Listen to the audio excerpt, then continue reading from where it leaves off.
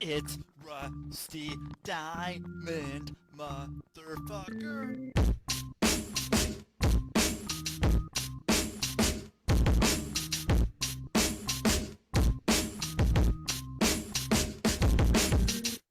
Yo, man, I think I jumped out early in there on that.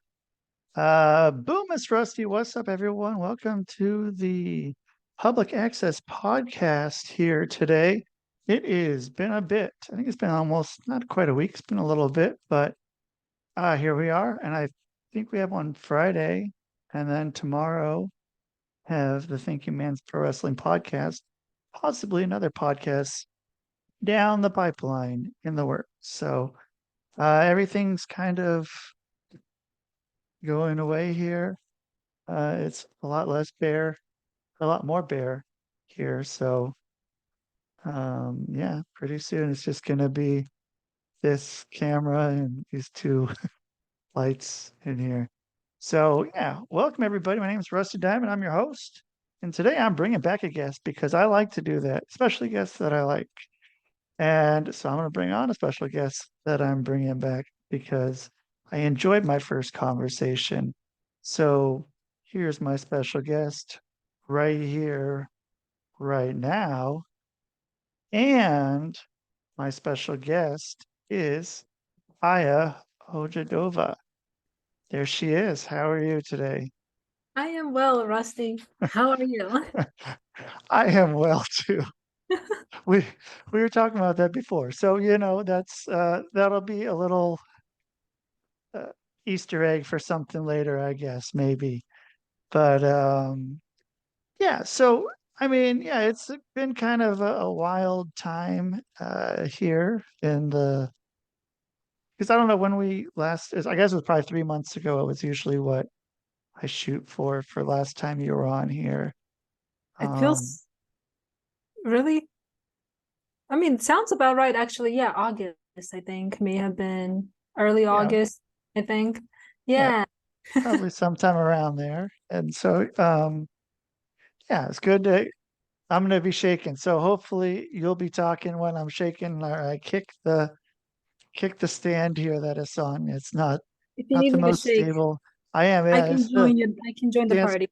Thank you. Thank Yeah. you. I needed a little dance party Yeah, we gotta joining. shake it off. Yeah, Apparently there's a lot of bad business practices happening. I say, well, let's just talk about it. Let's just shame all the unethical business, sure. especially and business service providers and so-called entrepreneurs. No, I think I'm about to go on my tangents. Like, well, we should give them Perfect.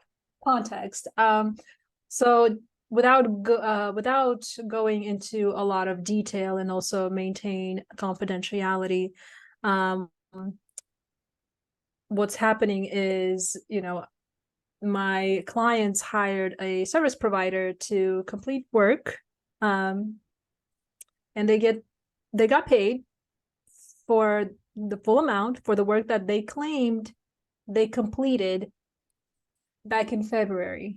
And the new client, they were supposed to issue some sort of bond. And so the new client wanted to exercise that bond. Is everything okay? You're shaking? Yeah, no, I was just looking at something real quick. Nice. Ghost. All right. Yeah, a little bit. Yeah. And so I ended up reaching out to that service provider and only to find out that the service provider never completed the work. They took the full amount for the work that they said they were going to do and lied essentially for the work that they claimed they completed back in February, only to find out this week that they never actually completed the work. So not only is the service provider digging a hole for himself and basically telling on himself, he's also standing firm and saying, well, too bad, basically. Pay up if you want me to actually finish the work.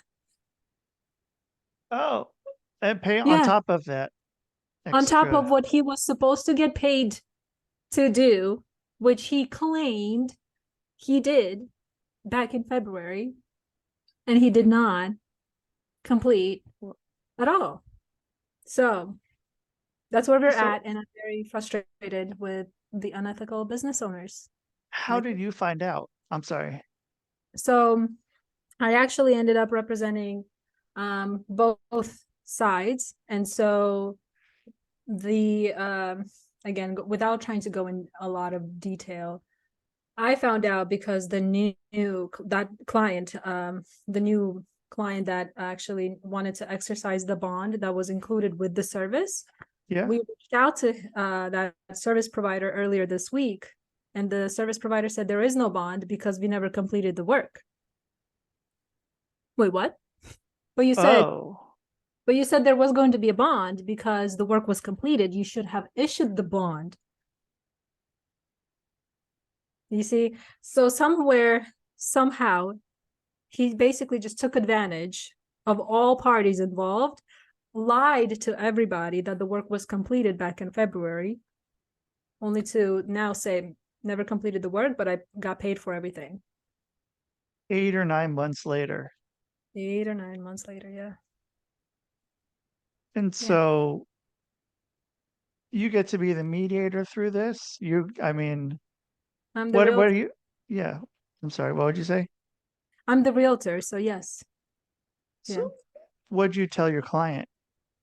Well, I've brought it to both parties. I brought it to their attention. I said, hey, this is what's happening. And the client that paid for the service, again, they were under the impression that the work was completed.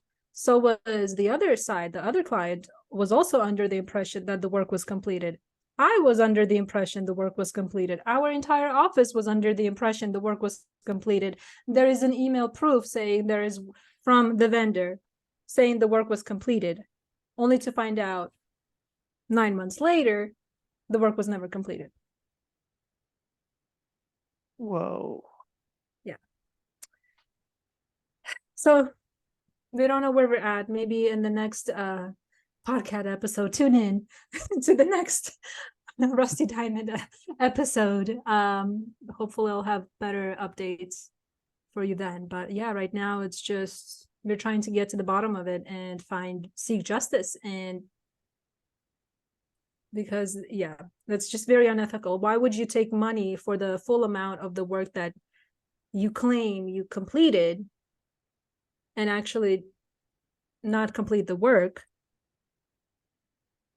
So Right. it doesn't make sense. 1 + 1 = 2, not 1 + 1 equals, I don't know. And Yeah, right now I he's guess. just not my problem kind of a thing. It's like, no, that doesn't make sense. Make it make sense. And he doesn't, he keeps running around. He cannot. So is this something that is the first time that's happened? With this Or service provider, yes. is this something that happens more often than we know about in the? Absolutely. Actually, you know, what you're inspiring me to do is even maybe have some type of a podcast where we can invite like sellers and the buyers of real estate transactions to share their story, because every client who has undergone through a real estate transaction has had some BS tied to it. There's just always something there. I have a friend who just closed on a house last year, and now she's disputing something as well within that real estate purchase. Oh, Yeah. so what is it? The realtor then who has to go to bat for the client and has to take it on? I mean, I don't know, because it's kind of shitty with whoever gets Yes. third So party. yep. So technically the realtor is a third party that the client hires, and we are kind of like the mediators. And of course, a realtor, it's only as far as how much a realtor is willing to put effort in. I'm the type of a person that likes to see things come to fruition and come to the end, and let's find justice and let's make sure that everybody wins. That's the type of person I am. And my mom is also a realtor, so we are pretty much, we practice that. We practice what we preach. When we say we want to make sure that our clients are happy, that's what we aim for.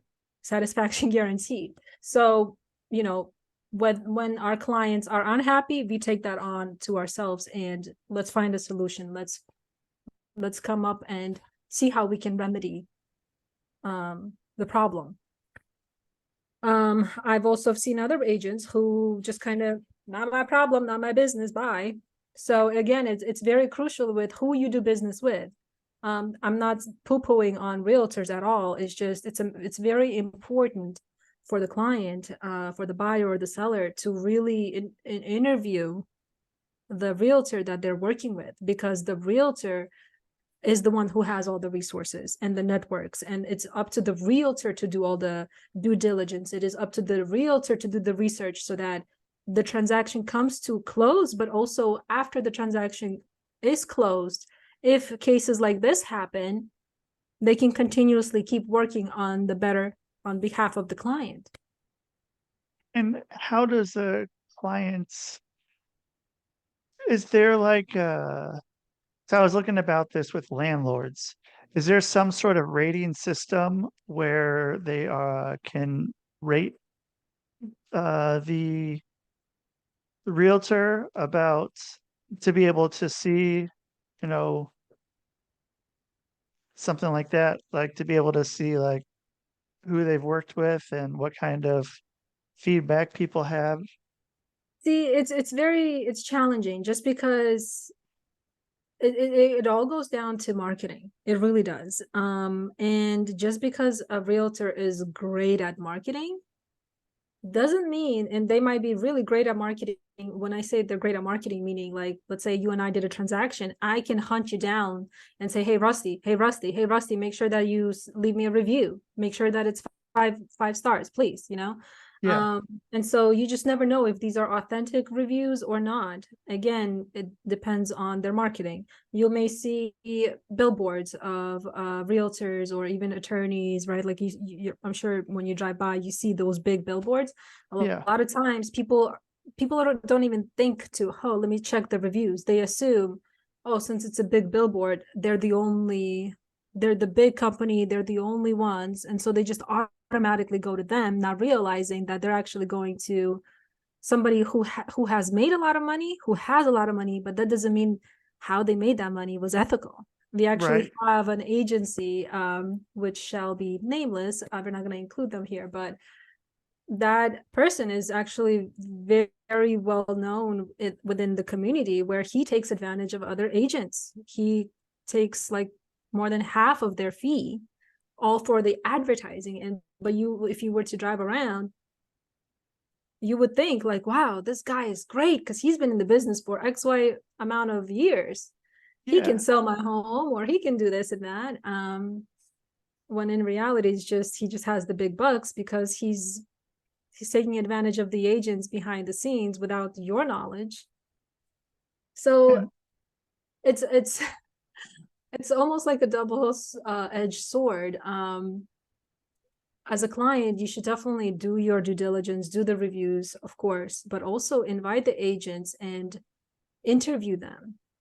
Interview multiple. Don't just interview like one or two. Interview at least 3, just to get an idea who you know, who can you trust. Trust is very, very important. Very important. It's very important for me to establish with anybody, not just as a realtor, but just it's very important to me as an individual to always establish trust, because not everybody has your best interest. And here I am sharing this experience that, wow, we thought we were going with a great vendor, who was going to get the work completed, only to realize they didn't care. They are practicing unethical business practices right now. So yeah, and I mean, I think that going to, check out a few different realtors is a good idea. And I mean, I say that this with hypnotists, I say this with doctors, with psychiatrists, kind of with anyone. Like, there is not just one of them around. There's a lot more than one. And if they tell you that they don't want you to check out other people, that's plenty of a red flag right there. Like, yep, why would you not want to check out other people? Like, why should I just go with you right away? Like, what's going on? What am I going to find out? yep, yeah, And I mean, I think that's pretty important to be able to just not have to worry about that kind of shit. Yeah, yeah, and it's sad, because there are so many good agents out there, and there are just so many good salespeople out there, marketers that are great, and yet they're the ones that get the bad rep because of other bad, horrible salespeople and bad, horrible marketers who really are just there to, functioning from a place of greed and, doing all these unethical things. It just sucks. Yeah. And can always do it, and there's always going to be more people for them to do it too. Yeah. So yeah, they prey on the innocent people, and it's just what it infuriates me, because I grew up, my mom raised me to be, to fight for justice, to fight for equality, to be fair, to be cordial, treat everybody like you would want to be treated. And so that has always been my case, and I've always been the one, like an advocate for the underdog, because I was one. I am the underdog, and so I want to, I don't want to fight, but I'm going to seek justice because this is unfair, and I will go to bat for my clients because it's unfair. I don't like, see, one thing is, I don't mind if I got taken advantage of. Okay, whatever. Like, sure, I'll lose sleep for a few days. I'll close my eyes. We'll get over it. But when my clients, now you've crossed the boundary. Now you've crossed the fence. Like, now we're going to go and we're going to do something about it. Now I cannot let that go because somebody else's life is on the line and they're attached to mine.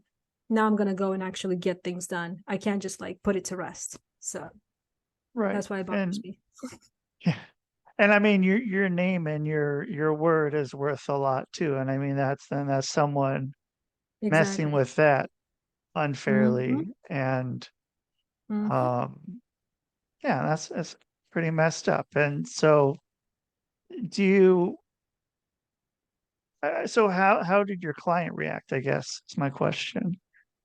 Both clients, they're just are in shock. They're like, wait, we were under the impression the work was complete. I said, hey, you and me both. All three of us, all of us were.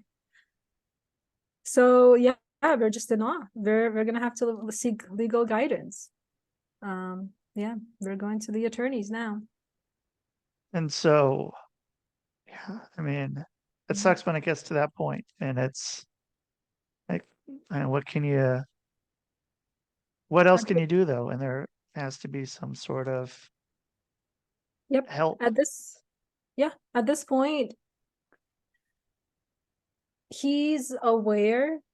He's the one that's digging his own hole, the vendor, but he doesn't want to own up to it nor take accountability for his inability to own up to his mistake. And because of that, it's actually going to cost him his license. It's going to cost him his business. And if that's the case, this is far more expensive than the $20,000 that he got paid for. Right. So by all means.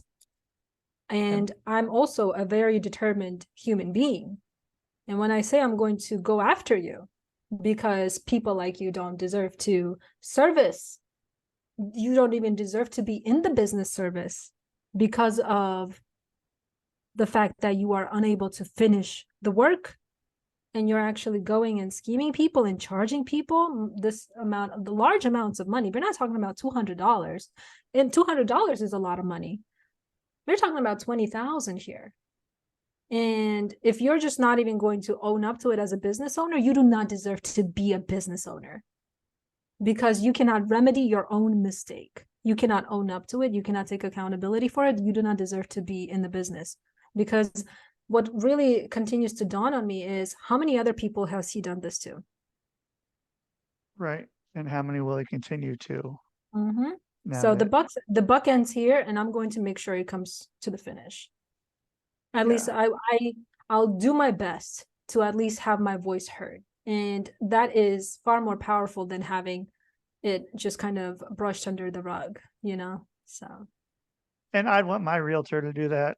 If I was hiring a realtor to work for me, I'd want, I'd be one of them, but who the fuck is this person that's, messing with Yeah, my stuff? Like, this yeah. is my livelihood. This is me trying to get things done. And Well, imagine you paid $20,000 to somebody only to find out that they only did like 5,000 worth of work. I'm sure you could have spent your $15,000 somewhere else. right. Yeah, on anything. And I mean, this, Anything. time too is worth a lot more than that Yeah. $15,000 because it's commercial property, correct?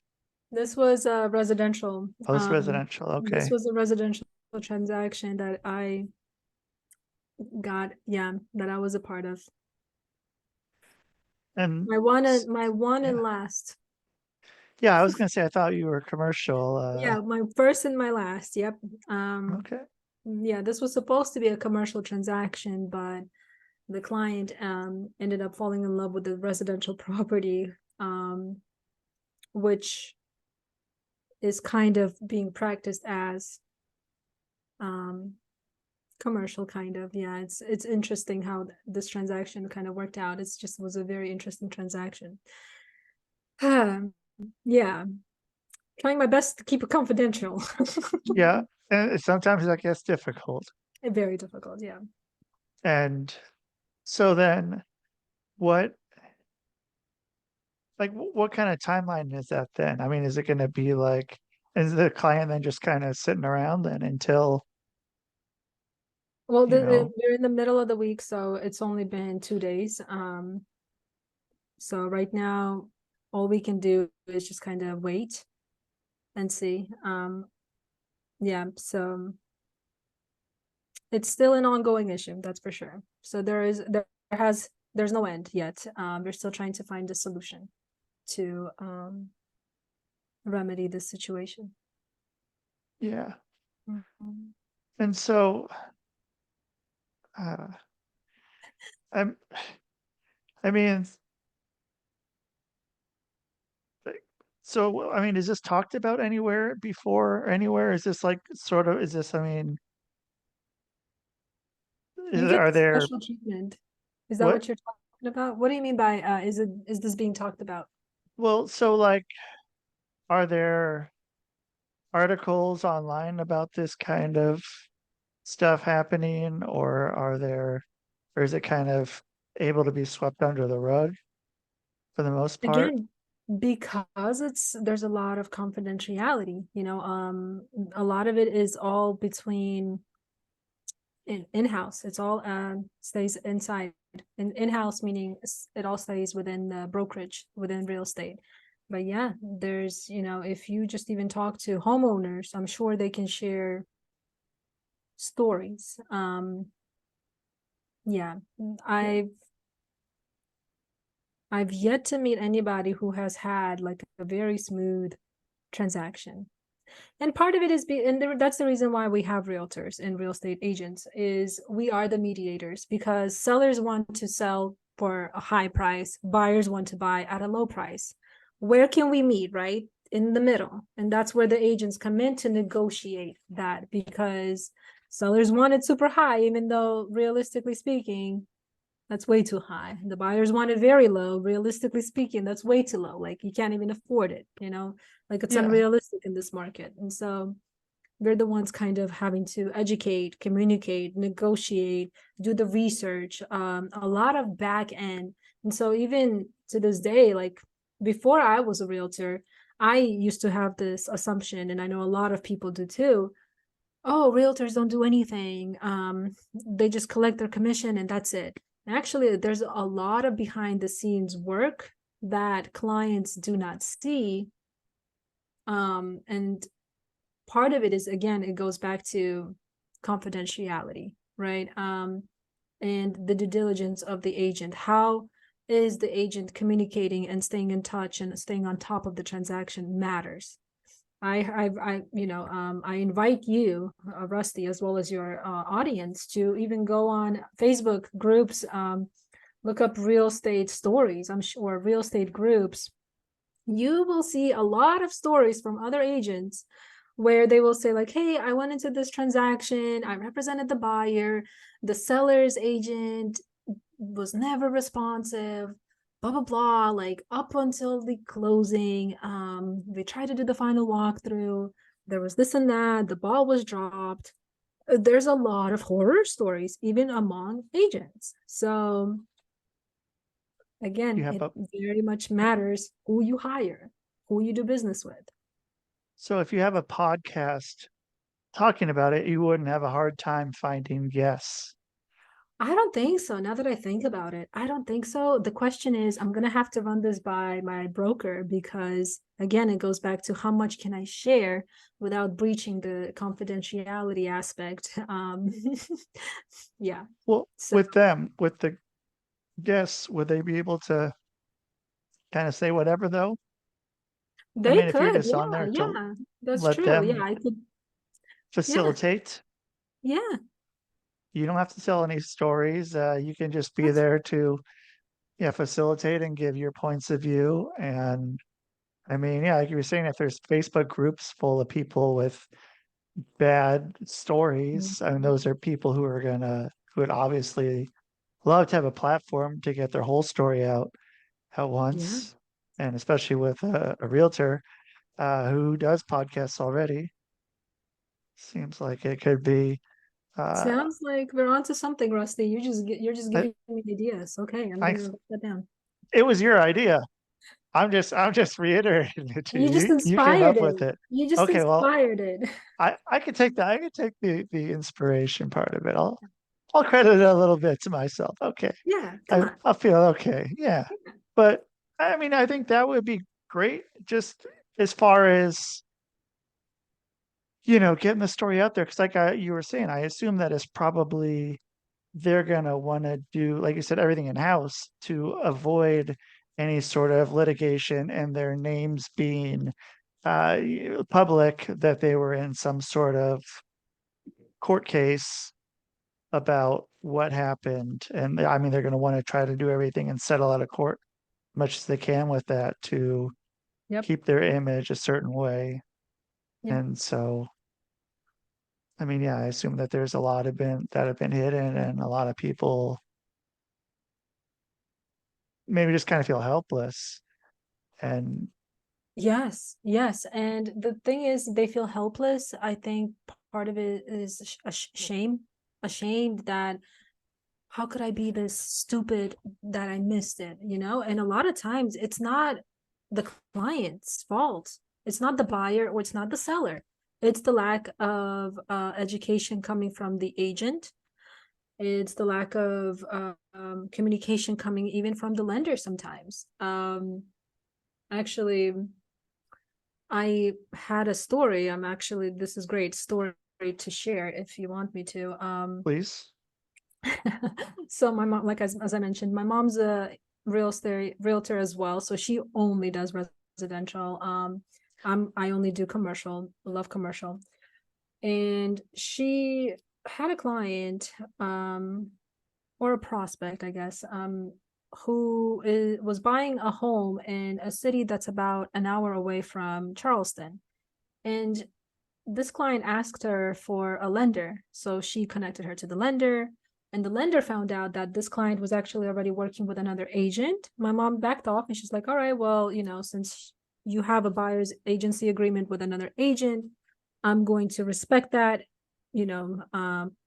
Please lean on me if you have any questions, but it is what it is. So come to find out 2 months later from the lender, because my mom developed a great relationship with the lender tells my mom, she's like, I'm working with the other agent. The other agent doesn't know anything about the house. The agent hasn't done any due diligence on this house. She hasn't done any work to represent the buyer on the buyer's behalf. She hasn't done any work. All she did was show the house, and that's pretty much it. Got the contract, the purchase agreement out, they settled on the price, and that's it. doesn't know anything about lending, nothing, and claims to have over, I don't know, X amount of years of experience. Yet never picks up the phone on the lender whenever the lender calls that agent, and the agent doesn't know anything nor has done anything for that client. So how they closed, I have no idea, but there are agents like that who won't actually, who really do say, here, sign here, we found you a home, let me collect my commission, bye. There are people like that. There are agents like that. It's just, I was in awe and I was in shock when my mom shared that story with me, because that's not how we work. Yeah. I had a guy who was a realtor. He gave me something that I liked. So most times when he's a residential real estate guy. I don't know if we talked about this last time, but when he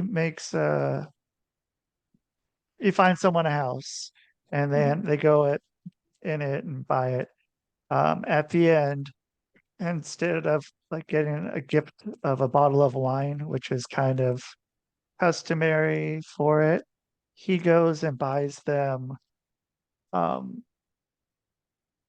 like lawn furniture, like an outdoor patio set, because Yeah, it's something that you would have probably until you leave the place. Then you're like, when you see it again, you're like, oh, where did I get this nice patio set? Like, I got it from this realtor. Maybe I should give them a call when I'm trying to move. And so having something that's more of a permanent present, maybe some sort of painting or something that they could put on the wall at their commercial space or I love something. that. Yeah, Yeah, I thought that was a pretty good idea. And so, yeah, something a good, like the updated magnet on a refrigerator. Because I don't know if people still. I put magnets on the refrigerator, but I don't know who else does. But me too, me too. I do them. I love magnets in the fridge. That was a brilliant idea, actually. Like, oh, who gave this to me? Oh, that's right. That's actually brilliant. Love that buddy of yours. That's great. yeah, shout out to him, to my buddy Mark out Mark. in Mark.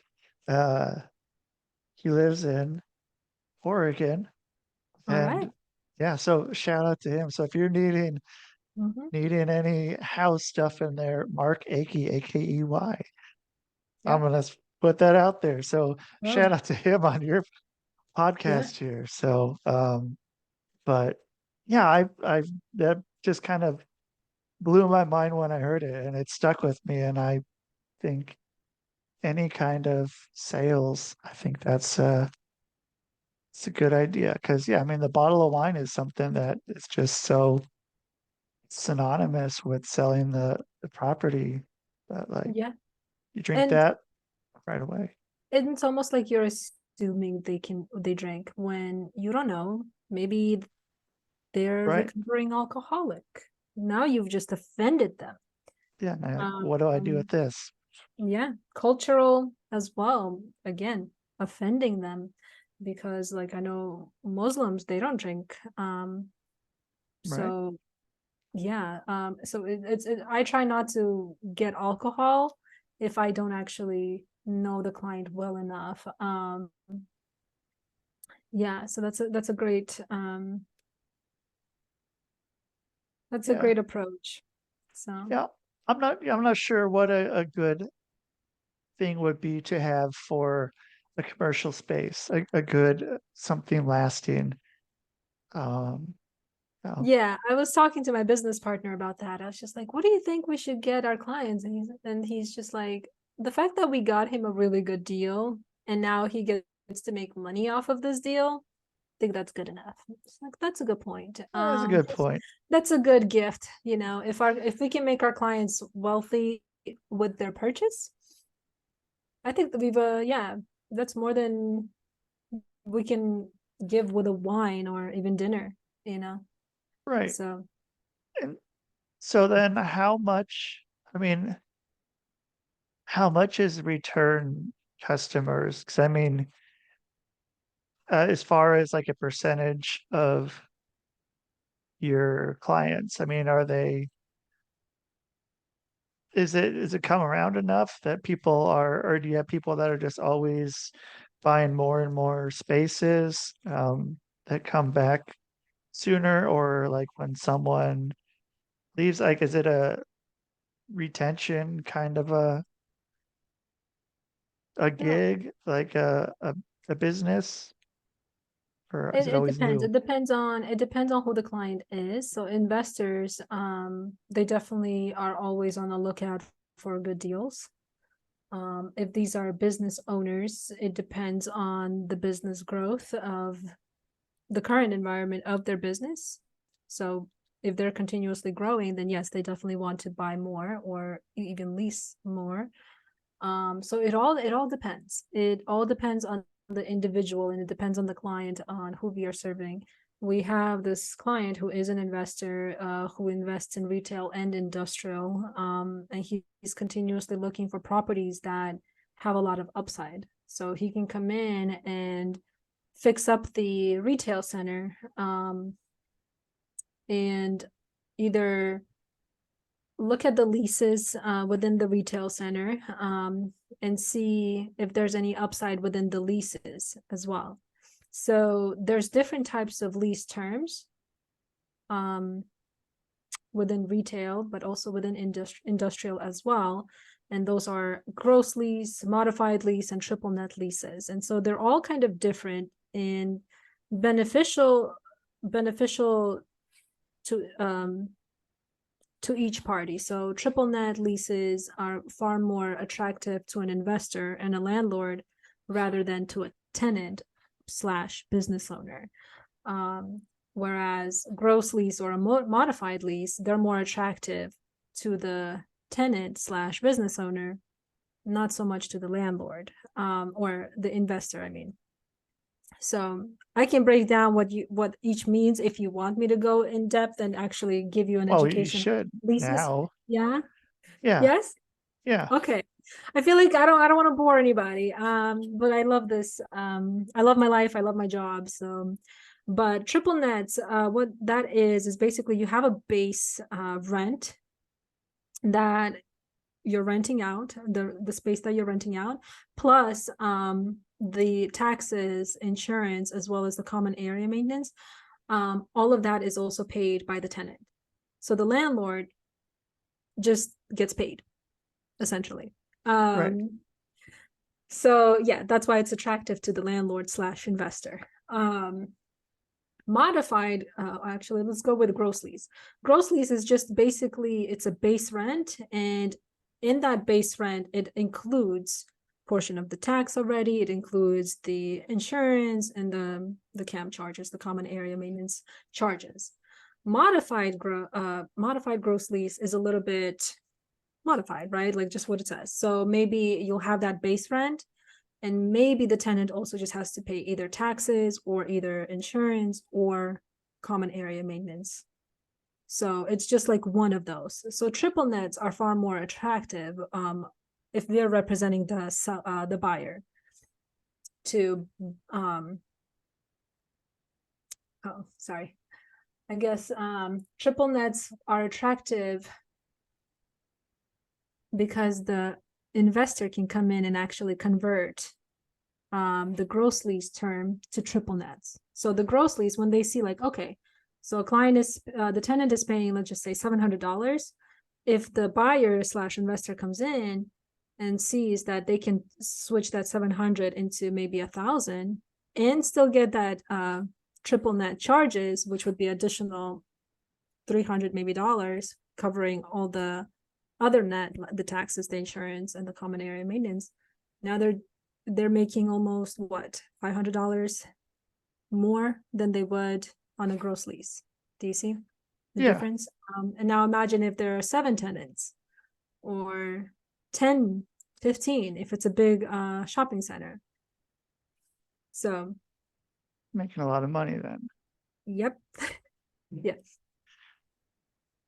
And so then with that, then what, I mean, what really happens then behind the scenes with that, like when it's all going down, like when everything is being, I guess, will be when it starts, like when before the person gets the keys to go in there, what has to happen? When you say the person, what do you mean? Do you mean from the investor or the The tenant? in, so the investor, and then the investor gives it to, it's a whole investment group, like a whole umbrella of that, and gives it to one of the tenants, who then rents it out to someone else. Am I So getting that right? let's say this like we have a shopping center of a shopping center and there are 5 businesses, right? Each Okay, business is a tenant, right? right. So the investor comes in, let's say this is this shopping center and the tenants in there, they're all under gross lease. A lot of times, and this is actually has happened, they were under market. The tenants were paying under market. And so the investor came in, he bought the shopping center and said, hey guys, because your lease is expiring by the end of this year, I am converting the leases now to triple nets. So this is the new amount that you will be paying. Now you have a few months to really think about it. If you want to proceed, great. You can stay here and rent out from me with the new lease. Or you can go somewhere and go take your business elsewhere when your lease ends with us. And we'll put in a new tenant in there and as your replacement, as a The triple net. Yep. circle of Yeah. Circle of uh business. circle of Yeah. businesses. Mhm. And I mean, with so many businesses, a lot of them, especially in they don't, do they expect the tenant to be there for a while though? I mean, a lot of them is 6 month lease, maybe a year probably, and It hope they don't depends. go to business. Yeah, it all depends on the landlord. It depends on if the property owner, let's just call him that, the property owner wants to sell. What they can do is actually put in tenants on short-term leases, which would be month to month or up to a year. Those are usually short term. Oftentimes, if this is a legit property owner who is holding on to this property and just wants to, you know, make money every month and see the cash flow come in every month, they will want to have a 3 to 5 year lease term with the business owner. So it all depends. It all depends on the property owner. Yeah. Yeah. And Right then now. Mhm. what'd you say? I just said right now it's crazy. We are seeing we are seeing a lot of I don't want to say pushback, but it is pushback within the Tri-County area in Charleston, South Carolina, where property owners do not want smoke shops in their retail centers. They don't want to give or lease properties to nail salon businesses. There are even landowners who have certain rules that they abide to, that they're not even, they get picky and choosy with who the buyer is, who they want to sell and even lease to. So it's not easy. It's not easy in commercial real estate because there's not enough supply. So there's a lot of research on our end that we have to do every day to fill the spots and find spaces for our clients. And yeah, Then it's not like so residential. yeah, because on residential, then that could be some sort of discrimination of sorts. Oh my gosh, yes. Yeah. So Good point. there's no discrimination in commercial real estate. You can Oh, be there's a like, lot of discrimination, but there's well, I no mean, there's a legal. lot, but no legal recourse. So you could say like, Yep. let's say Mhm. there's some business that's, like whatever, like a nail salon is probably going to be run by, you know, certain demographic of people, whatever you may want to associate a nail Right. salon as. And they could just like, nope, I don't want a nail salon here. Where at the No, same time, that's like, I don't know, is that No. That's not where the racism actually comes in. The racism comes in between sellers and the buyers, not necessarily the agents. Um, and this is something I wish my business broker, my business partner would actually share this with, because he has witnessed a lot of racism among sellers and buyers. What's happening here is more of, at least I have not witnessed that type of racism that you were just talking about. What Right. they are pushing back on is is the smell, with nail salons as well as smoke shops. And with smoke shops, what's even more challenging is that there are state rules that they have to abide by, as well as federal state law, as well as federal law. And so that's another reason why property owners just don't want to deal with that. It's just a lot that they don't feel like they don't want to be a part of it. So they just say nope. Yeah. So are you talking Yeah. like a medical marijuana place? Or are you talking like a smoke shop, like Smoke a shop. So like marijuana is tobacco, illegal. Yeah, tobacco. Yep. like a tobacco So and this okay. All right. yeah. Wow. And so Pens. then Yep. they can just say, I don't want any of that on my property, No. and it's fine. Yeah. Yeah. Yeah. Actually, we're trying to find land for a nonprofit client of ours right now. And our client we found a perfect land for the client. Our client was super excited. Now we're trying to get the deal to go forward. And the listing agent is saying like, can your client like go find land somewhere else? Like, why does it have to be our land? Like, yeah. Whoa. I just was like, my mouth just dropped. I was like, wait, what? He really said that. Yeah, all because it just didn't fit their prestige of what they were going for. Now, mind you, this is 61 acres of planned development. And they kind of broke out acres of land within each section of this big new development of land that is going to grow into this beautiful, busy commercial / residential community. Like, we're talking about fitting a couple of thousand people into the 61 acres of land that's going to be there. And yet our nonprofit client just wants 4 acres, and this listing agent is saying no. Mm-hmm. And we said, well, can you at least talk to your client? This is a nonprofit, and this nonprofit is doing for the good of the community. So again, to be continued. We don't know. We don't know So what's going to happen. did they know the client, or did they like know who the client was? So like this nonprofit blank is moving in, is that going to be okay with you, kind of a thing? Or is it they're just like, there's a nonprofit moving in and we can't tell you who it is? No. So this is a seller who owns 61 acres of land. It's for sale right now. And the nonprofit is our client, who is the buyer, right? And Okay. that nonprofit wants only 4 acres. They just want 4 acres. Oh, They okay. just want to buy 4 acres. And the listing agent, the seller side, the agent says, why? Like, it's just, yeah, there's a lot of pushback, and it almost feels like the agent is not even presenting these to his client. At least that's the impression I am getting based off of the response he's giving us. There's a lot of pushback. It's just he's not interested. I mean, think about it.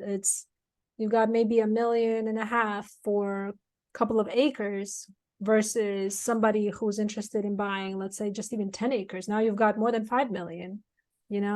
Who as a listing agent, again, going back to greed, they're thinking like, ooh, I'd rather make commission off of the 5 million than the million, so of course I'm going to go to bat for somebody who's giving me a bigger offer versus a nonprofit who, like, just kind of feels like wasting my time. I've met a lot of agents like that who only work on behalf of their commission. They don't care about the client. And again, going back to it, infuriates me when I see people like that. Like they don't deserve to have a license because all Right. they want, they're all just working for the dollar. And it's just sad. Like, geez. Yeah. And the people who are the buyers are getting Yeah. just kind of Buyers being and the, the sellers. yeah, are kind of the victims in that. And it's, Yep. so then that means that your podcast is gonna shine a lot of light to this once it starts going. Yeah. And You just inspired it. Geez. well, I mean, Yeah. it has to happen. You It brought looks it like, up. So yeah. I We're gonna mean, have yeah, to like, pitch it. Yeah. yeah. So I mean, um, so you have that coming up.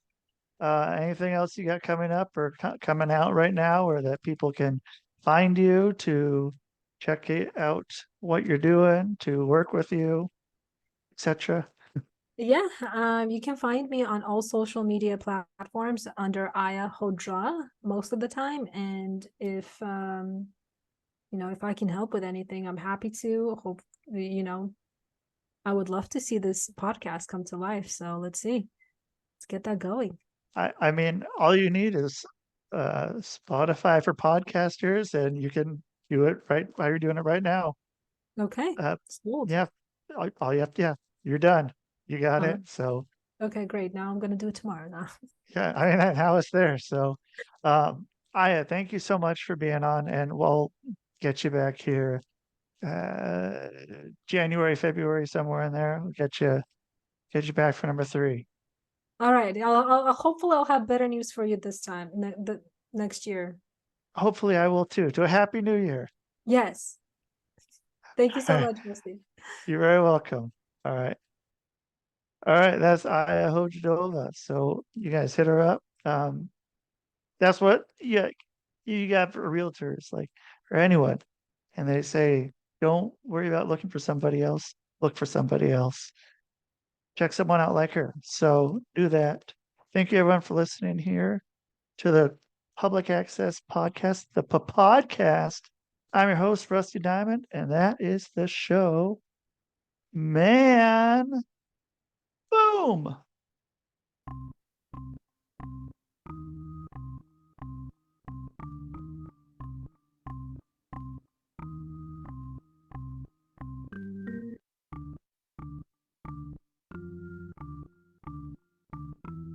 It's Rusty Diamond, motherfucker.